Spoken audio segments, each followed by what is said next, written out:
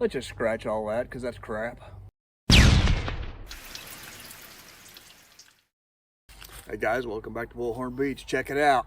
Got a new bow saw the other day. Picked this thing up at a flea market for 10 bucks, okay? Cheap enough. It's all metal. So it should last me a good long time, I would think. Normally, I don't have a need to cut a 10-inch log or whatever, but I didn't have one this big, and I saw this for 10 bucks, and I thought, you know, I'm just gonna go ahead and grab that, see how it does. I'll have to find some more blades for it because that's the only one that came with it. But let's see how it does. The overall length of it, I did not measure, but I'm gonna guess 28 inches, 30 inches tops. I've got a 24-inch saw, and this one is slightly bigger than that one. I'm gonna drag just a couple of small sticks or logs up here, cut this, compare it to the Baco Laplander, which I really expected to do better just simply because of the blade and the curve on the blade and the way it's built. But we're gonna find out. All right, this is the Baco Laplander, and whenever I'm cutting, I just like to stick my log in between two trees like this. That helps me to hold it. That way I don't have to actually build anything. So let's see how this does.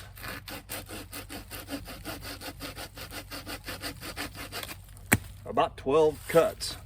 All right, this one, the new bow saw, a little bit bigger, a little bit harder to handle. Let's see what I can do with it here. 4. Okay, so yeah, it definitely cuts better than the Baco. And if I need to cut any large trees, that's the one to do it with. So anyway, you can probably see behind me right over there that way, there's a few dead trees that are half up, half down. I think I'll go cut on those for a minute, see if I can get a little fire going here. All right, so after cutting a few sticks up, the smaller sticks that still have life in them, the Baco seemed to do better.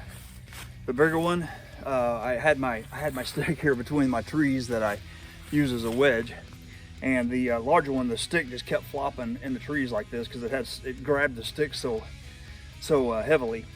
I think the Baco wins out on the smaller stuff, but hey, the big saw, it worked great on that first one, didn't it? So hey, when I was on my journey out here, I had asked, this is one of the trees I found that really does burn good, and one of the guys told me, Matt Holbrook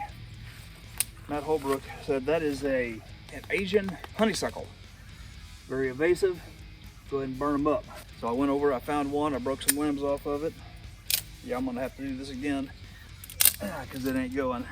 But yeah, this stuff is like dry on the inside. Maybe a whole cotton ball this time. The first time I used a half. When I make these fire starters up, I do a half cotton ball at a time. Typically, that is enough. We'll stick a whole one on there, see if we have any better luck.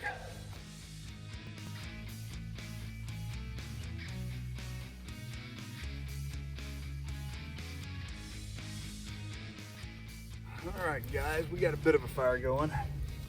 The 28-inch saw, I'm going to give that a thumbs up. On the bigger limbs, it works much better than the small ones, of course.